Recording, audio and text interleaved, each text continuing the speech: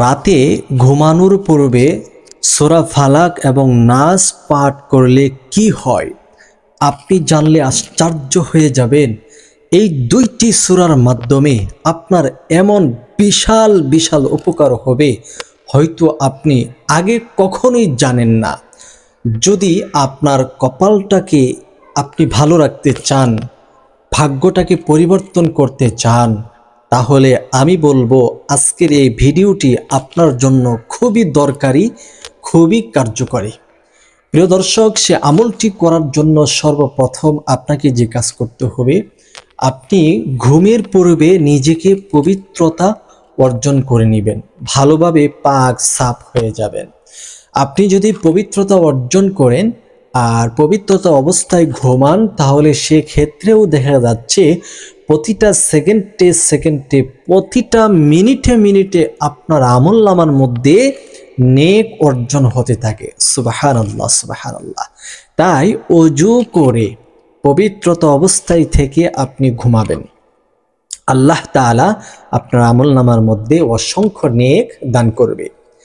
প্রিয় দর্শক, দ্বিতীয়ত হচ্ছে আপনি ওযু করবেন। তো কিভাবে ওযু করবেন?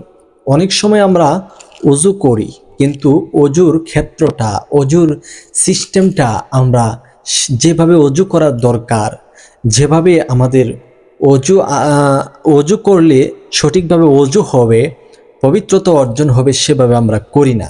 সে কারণে আমাদের ওযু কিন্তু হয় না।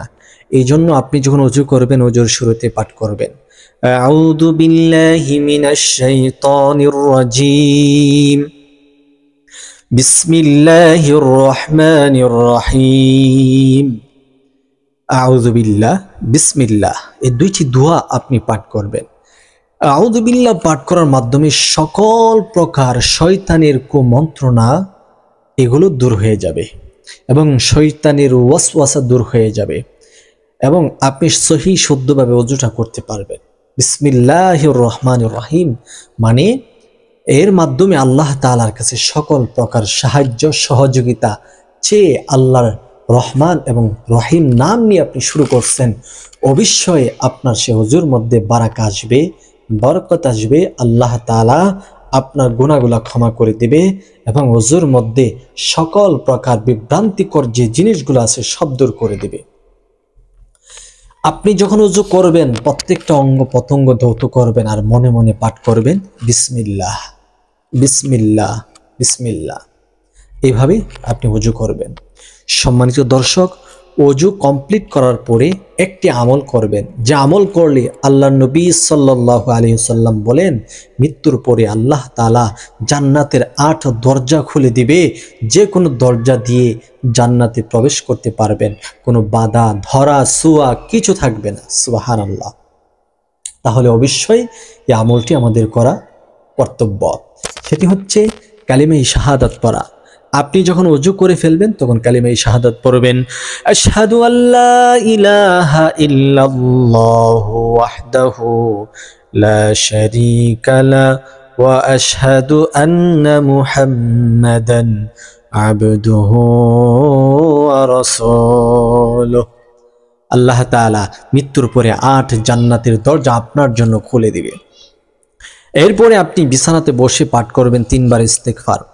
আস্তাগফিরুল্লাহ রাব্বি মিন কুল্লি যামবি ওয়া আতুবু ইলাইহি। আস্তাগফিরুল্লাহ রাব্বি মিন কুল্লি যামবি ওয়া আতুবু ইলাইহি।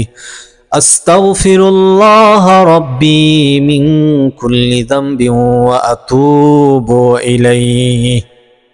বাস, এরপরে আপনি 3 বার দুরূদ শরীফ পড়বেন।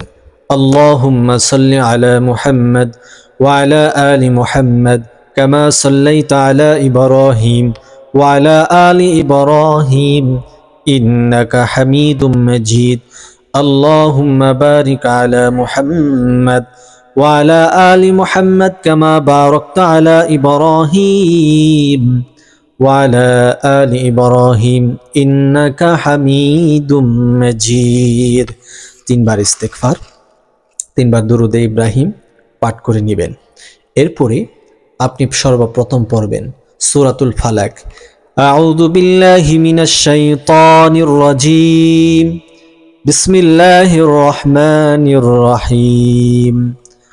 قل أعوذ برب الفلق من شر ما خلق ومن شر غاسق إذا وقب ومن شر النفاثات في العقد ومن شر حاسد إذا حسد.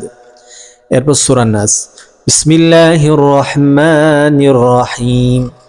قل أعوذ برب الناس ملك الناس إله الناس من شر الوسواس الخناس الذي يوسوس في صدور الناس من الجنة والناس. এই দুইটি সূরা যখন একবার পাঠ করা হয়ে যাবে তখন দু হাতের তালুতে ফু দিবেন।